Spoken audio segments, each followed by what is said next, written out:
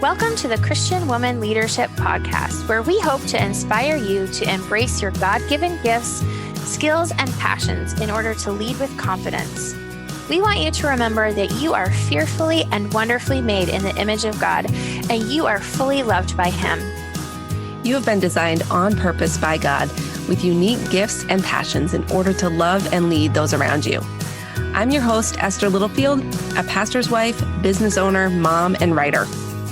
And I'm Esther's co-host, Holly Kane. I'm a wife, mom, and business owner. I also write at hollykane.org, where I focus on my passion for women's ministry.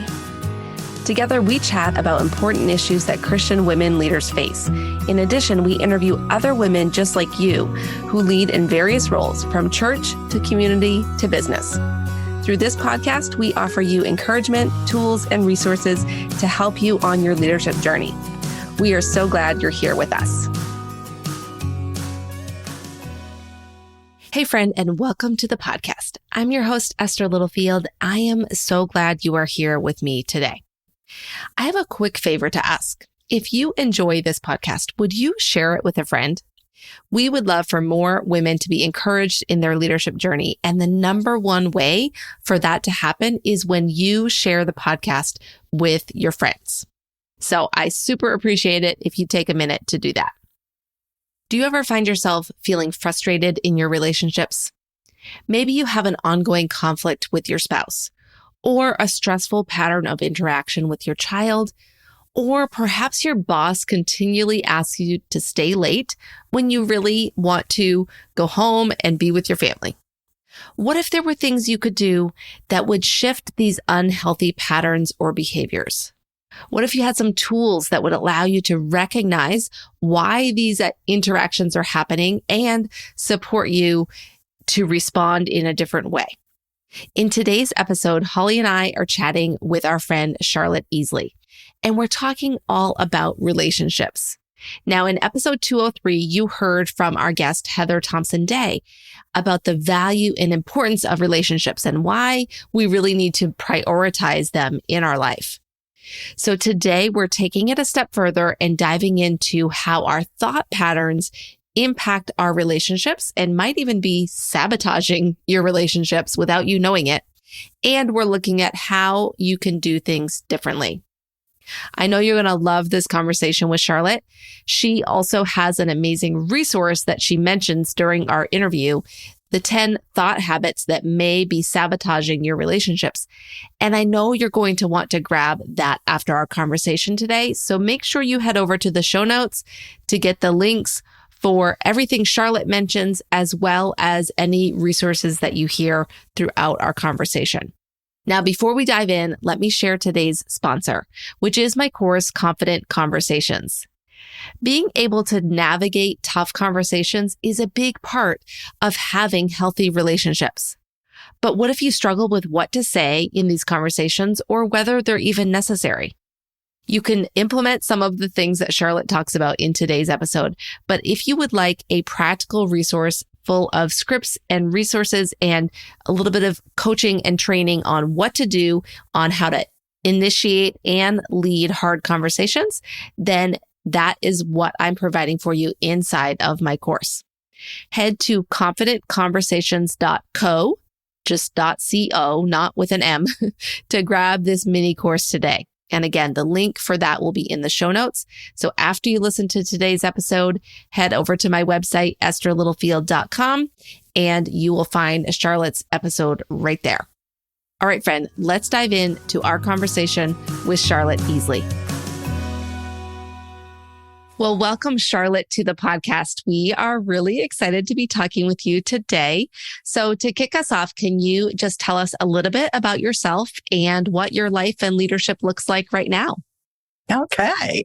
So I grew up being a good little Christian girl and making sure that everyone else was comfortable and not recognizing that my needs were important. And as my children got older, I really felt like God was calling me back to do something that was more missional, direct, and intentional. So our youngest graduated from high school, and they were both out of state at school, and I went back to school too.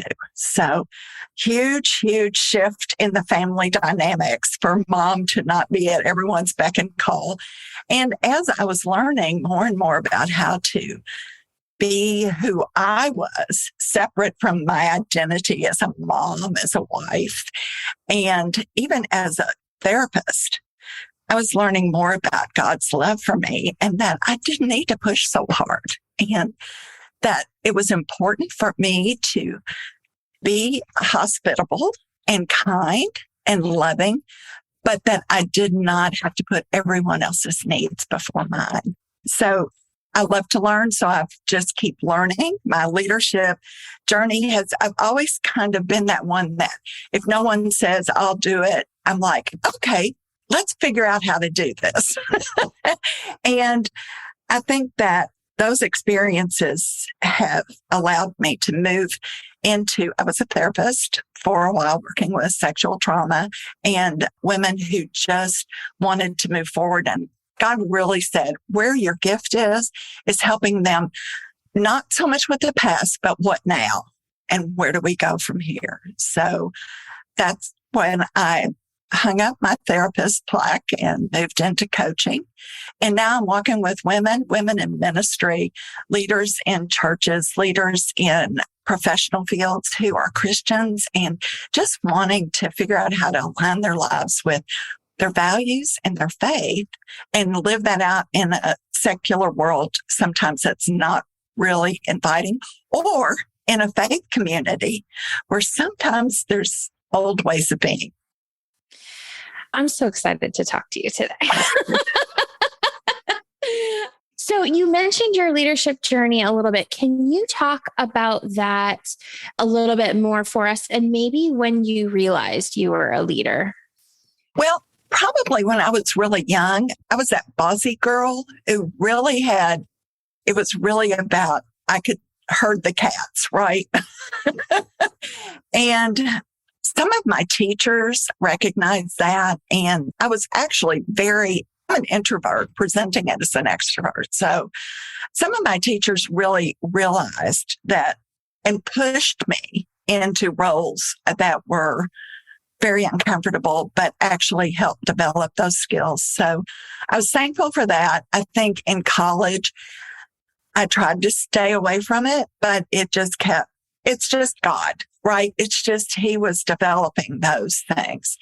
My husband called me a professional volunteer while the kids were in school. That's just what I did.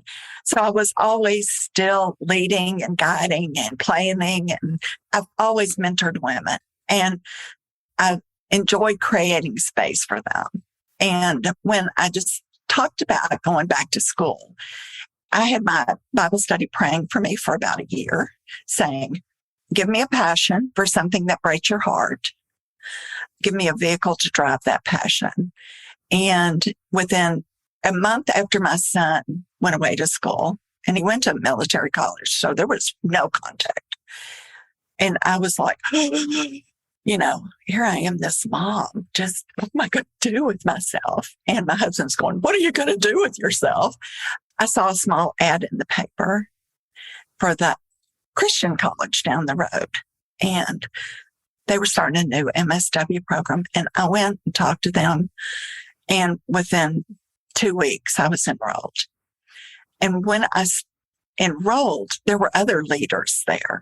It was really small classes, and there were people there who were really focused on making us the best that we could be. Mm. And after I left there, I went into a community nonprofit where the women just poured. And the agency paid for us to go get training and to be totally aware of how to do this work. So I needed the confirmation of the skills, right? Because I'm a learner. I needed to have the skills. Then I had the confidence. And then I got into the circumstance. And really, that was very unintentional on my part. It was really just the ground. It was the road I was on, and it just kept unfolding. Now, I know everyone's journey is not like that, but for me, it was really, I wouldn't be here if the road hadn't been so laid out before me. Wasn't easy, but it was there. So because of my nature of let's get it done, I just traveled on to get to this point. Mm. Well, I'm excited to, like Holly said, to dive into some of the areas of expertise that you have based on both your life experience and, like you said, that training that you chose to invest in and dive deeper into. And so our listeners tend to be, I think, like the women that you work with, they tend to be high achieving, multi-passionate leaders who are usually doing a lot of things, showing up for a lot of different people in their lives. And they also tend to be people who like to get things done like you and maybe take control at times on what's going on in their world, right? But there's something I've learned the hard way. And I know that this is something you help women understand is that there's one thing we can't control in our lives, and it's other people. Mm-hmm. And so when our relationships are challenging or maybe even unhealthy, it is really hard for us as leaders to be healthy and to have a positive outlook. So I'd love to hear first, why are you passionate about helping women experience healthier relationships in their lives? I think that we are created for relationship. Our brains, God's made us so fearfully and wonderfully that we are designed to thrive and to really give him the glory that we were created for when we're in community. And what happens is, since we've left the garden, right, we have been in this kind of protective mode where we have developed behaviors built on habits that weren't necessarily, we didn't need when we were walking in the garden because we had perfect communion then. But once we stepped out of the garden, then we're in this place where we're thinking scarcity, right? Scarcity of resources, scarcity of just having enough of anything. And we still live like that, even though those behaviors are no longer, we're still not fighting for wood in the forest, or some of us might be, but really right now, most of us, we may be fighting for gas at the gas tank, but we don't need that sort of competitive kind of learned experience of gathering and protecting and not having enough anymore. But we still do that in a lot of our relationships. And we don't know how to feel safe. We don't know how to give up control. And we don't know how to be affirmed, how we need to receive affirmation. And we've forgotten that God is actually the source of all of those things. But the thinking things that have happened with that scarcity mindset are that we have either this unreal expectation of what somebody's going to do for us, and the reality is over here. And then there's this valley of despair in between where we're not getting our expectation met and we're fighting for the expectation without really stopping to look at what the reality is. So we make up all these false narratives, right? He doesn't like me. I thought she was a friend. She's not a friend because they're not at our beck and call or at our need. And those narratives, the thought habits, drive how we respond in our relationships. And our thought habits are not always truth. And so it is a process of pausing. And, if there's any advice that I can give women, and I constantly learn to pause, learn to stop, recognize what you're saying to yourself. Take a breath prayer. Okay, show me the truth, Lord. And then go back in before you react so that you can be a woman that's responding rather than all over the place. I liked how you shared like that. It's kind of that idea of pausing and checking in is really important. I think too, one thing that you mentioned earlier is this idea of how our thoughts play a role in this and the patterns that we have been in the past and how that can impact us in our current relationships. So could you speak a little bit more about how our thoughts impact our relationships on a day-to-day basis? Yeah, it's about boundaries, really. And it is about thought processes, because if I'm minimizing what I'm feeling and you honestly come to me and say, I noticed that you seem a little stressed lately. What's going on? And I put on my mask and go, I'm fine. Tell me about something that I know is bothering you, right? I'm deflecting, but I'm also minimizing my pain. And then the thought starts, well, they don't want to really hear what's going on for me.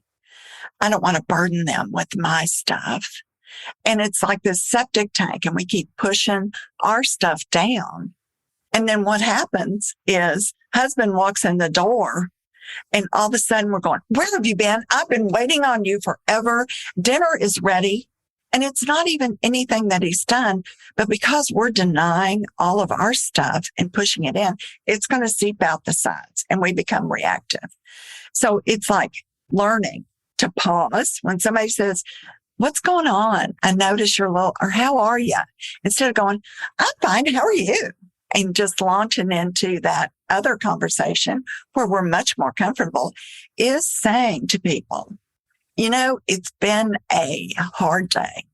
Got a phone call, But really, you know what? Thank you for asking me. That really makes a difference to know that you care. Tell me what's going on for you today. And then there's a whole different level of relationship that just opened up, right? I think another thing that we do in our relationships is that we do this. And it's so much of this is about learning a new language and get rid of the old language habits, the overgeneralizing piece where you always leave the milk out. You never do the dishes. Would you please pick up this off the floor? I am so tired of always stepping over it. That language is confronting and it's challenging. And it's not inviting discourse to, here's the problem. When I walk in here and see the milk out, it really causes me to feel this. So how can I help you, or how can you help me not have that added level of distress in my life? It's important to me. May not be important to you, but in this relationship, I would really appreciate if you put, and so we're addressing it directly instead of just talking about what's bothering us. And they don't always leave the milk out. So I love that you're talking about this, because I think that sometimes we get into a place where we don't even realize that we're doing this. And I know that you mentioned taking a pause, but I know for myself, sometimes the pause doesn't even give me, I don't have the tools to identify what I'm actually doing that is not okay, because either I've done it all my life, or I've heard lots of other people in other relationships do it, or I had parents that did it. Like, how do I actually identify that what I'm thinking is not right and that it's affecting the relationship? I mean, some of the things you mentioned, I think are obvious. We know the, like, you always do this or whatever, but I think that we don't even know what they are. So can you give us some help in identifying those incorrect thought patterns so that we can actually work on them? Yes. And actually, I have a list of 10 of them that I think really show up all the time. And once we're aware, then all of a sudden it's like light bulbs can go on, because once we're aware, we notice, and then we realize, oh, I've got a choice to make. Once you read what the common thought habits are, then you start to notice something's off here. But once you you realize I'm jumping to conclusion here. Or you pause. You say, something's off. What's wrong here? What's wrong here? I really want this, but I'm starting to get anxious. That's usually for a lot of get it done gals is where we notice. If we're anxious, or if we leave a situation and we're ruminating about it. Why did I say that? And that's the internal thought process. That's not that's a relationship with self process that's going on then. And we start to go, why did I say that? It's so stupid. It's pause. Why did I say that? I was trying to make room, or maybe I felt like they were getting close to something that was going to cause me to feel really uncomfortable. Or maybe I was avoiding conflict and that's why I said it, to lighten the mood or something. And then once you're in that pause and you pray, God, show me what's true here. What is true? And then practice. And there are certain skills. It's you're going to pause. You're going to identify the facts. What are the facts? What was I thinking and what are the facts? And then recognize that you have a chance to respond or react or to change the conversation. And then we want to check our perspective. Lots of times we get in that place where we're just so inwardly focused that we forget there's a bigger picture going on around us. And we're so worried about what we're saying, and they're so worried about what they're saying, and that nobody's really listening to anyone else, right? And the conversation just doesn't get resolved or doesn't go anywhere. It stays surface, or, you don't leave feeling like you're filled up. Yeah, that's really helpful, Charlotte. Just those very practical steps that we can take to identify and then work on changing these thought patterns. So I'm thinking about the woman who might be listening who is saying, okay, maybe she's doing some of this. Maybe she is working on recognizing her thoughts and how that's impacting her relationship, whether it's a relationship at home or at work.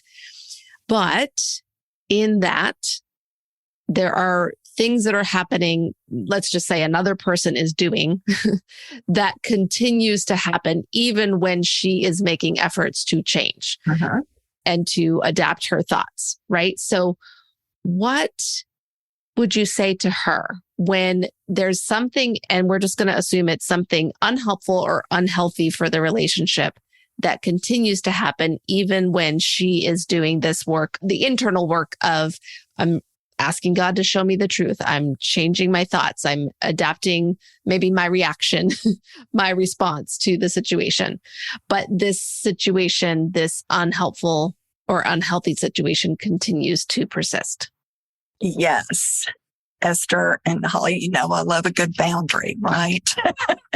And lots of times, this is the next stage. Once we're got the thoughts and we're working on our stuff, is then how do we say to people who are used to interacting with us, having the old thoughts, and we've got this pattern going. They do this, we do that, then they do this, then we do this. But when we stop and start, people are going to go, wait, I'm a little uncomfortable. Homeostasis is not here right now. And that usually involves us learning the language of having the conversation that says, I am paying attention to how I show up in this relationship. I don't like how I showed up before. So right now, I am working on responding to you instead of reacting in the same patterns, right? And it can be a teenager who is pushing boundaries, not making the call when they're supposed to make the call, or not getting home when they're supposed to get home. And mom's sitting home. Her thought pattern is they've died. They're in a car crash. They're in the ditch. I know it. I'm going to kill them when they get home. Right? So instead of the kid walking in the door and exploding all over them, first hugging them because you're glad they're not dead, and then going, what do you think you're doing? You're grounded for a week.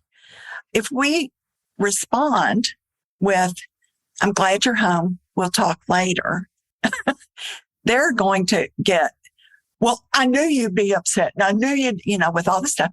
And then if we can calmly respond to them with a new language, I see you're upset and we're going to talk about this later, not right now. And teaching, actually you're teaching, but you're actually setting a boundary for yourself. You're changing your thoughts. They're not used to it. They want you to get it over with because it's easier if you explode and they know where you are and they know how long they're grounded for. And then we've got this thing going on, right? That's the way we do this, Mom. And now you're not responding. You're doing something different. And it's scaring me. But if we continue to hold that pose of, okay, pause. Okay, we're going to talk about this later. And then when later comes, say, I know that you're having some trouble following the guidelines. And then calmly, without the emotion, without being all wrapped up in our brain and the emotion and the thought processes that you don't care. You're going to do this always. I'm never going to have control over you, which we're not. And stop trying to force round peg, square hole here. I'm going to talk to you like you. I'm going to give you some responsibilities, some choices, and let you understand that there's consequences for your choices instead of me emotionally giving you all of my stuff. Yeah, that makes total sense. I think as I think about this, I'm imagining how much self-control this takes, right? It's horrible. But here's the deal, Holly. Here's the deal. It feels daunting at first. It's like anything else. You have to over practice it at the beginning. And it is way out of our comfort zone to say things like, I'm glad you're home. I'm glad you're okay. We're going to talk about this later. That is like, really right now, I just want to batter you with my words, right? Yeah. And to step into a new place is the work of the Spirit.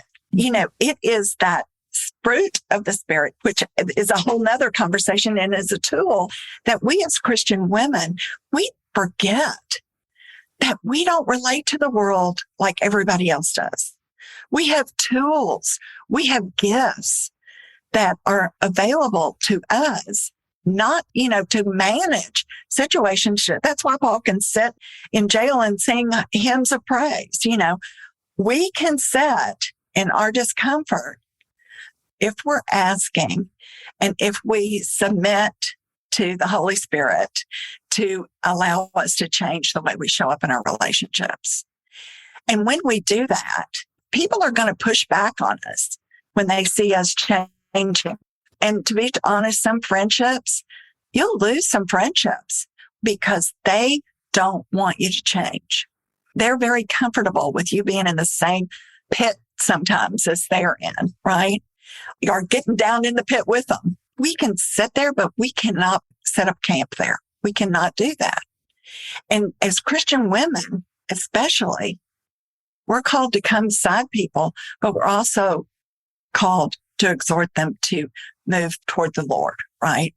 Mm-hmm. And we don't want to just sit there. So it's that pausing. And the prayer is, welcome, Holy Spirit. Show me the truth here.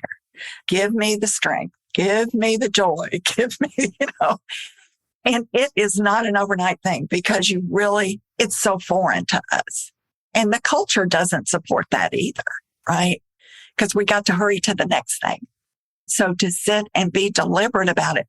The good news is it's like riding a bike. When you first get on that bike, you're like all awkward and all over the place, right? But pretty soon you're flying down that street. And I have had clients tell me over and over and over again, I never thought I'd be able to do this. And I'll say, oh, but you just did it. Do you not see how often you're doing that now? And we don't notice the subtle shifts often, right? But we get there and soon we set that first boundary and we have that first conversation and we have that first thought confrontation and we're hyperventilating and we're like, Lord, I can't do this. Feels like conflict and I hate conflict. Please let me just go make everybody happy. And he's saying, no, because you're not called to make everybody happy. You're called for my glory and you're called for specific purpose. And you're not called to do everything for everybody else. Oh my goodness. We could talk for days about all of this. So we're going to try not to take too long, but I have one follow-up to what you were just sharing.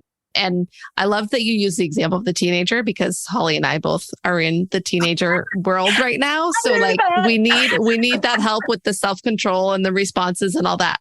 But I'm thinking on the flip side for the woman who's listening, who maybe is working in a 9-to-5 job and she has a boss who is continually asking her to do things that she doesn't want to say yes to, and it's not necessarily part of her job description or whatever, like, or even in ministry roles or in church situations where we are often asked and or expected to do things.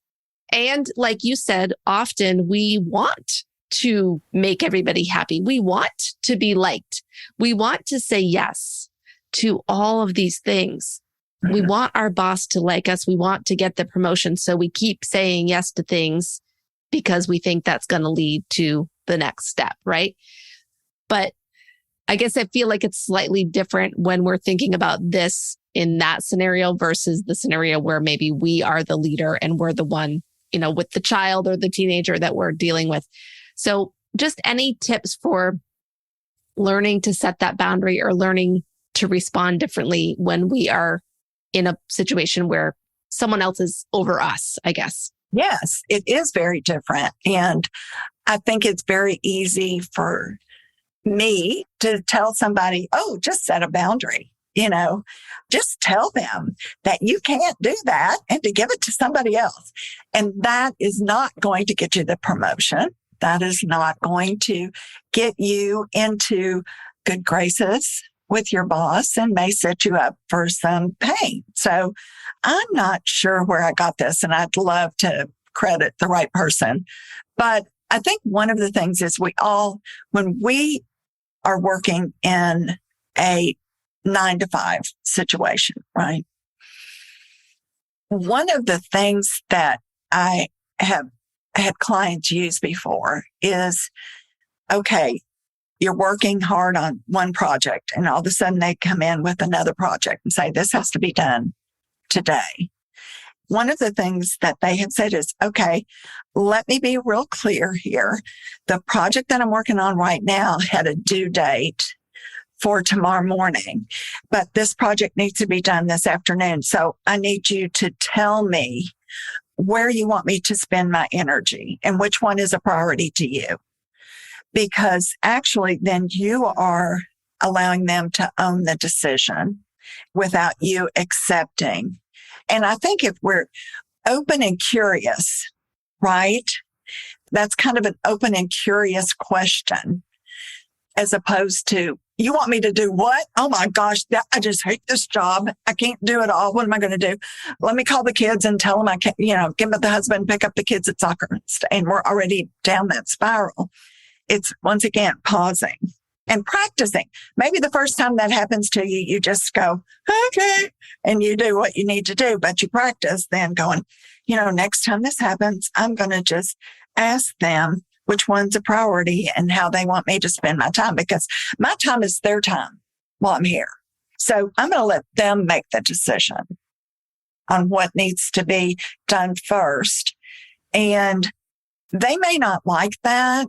And it may be a little bit of a setback at first, but you're actually giving them power and you're giving them control. And you're sort of in that place where you're like, you tell me, I really want to do this right.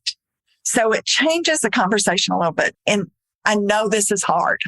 And I know that lots of us feel like we don't have voices in our workplace.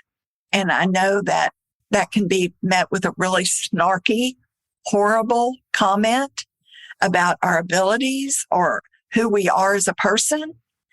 But I want you, once again, that's a place where we are learning to draw away from, is that true? And not owning it in our own thoughts to say, you know what? I'm a child of God. I'm a princess of the creator of the universe, and I'm not going down that trap. I'm going to do the best I can right now, and I'll get it done. And if I don't, I'll get done what I can.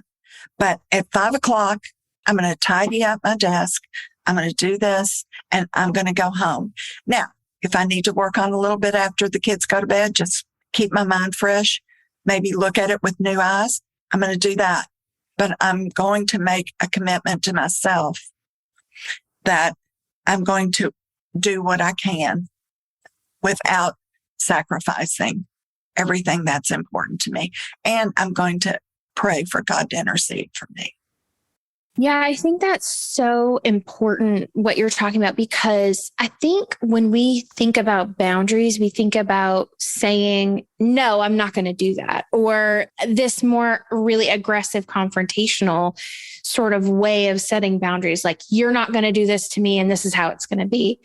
When in fact, sometimes answering someone who is aggressive or pushing boundaries with us with a question is really more important. That exact example that you said, like, okay, I see what you're asking me to do here, but how exactly do you want me to accomplish this in the time frame?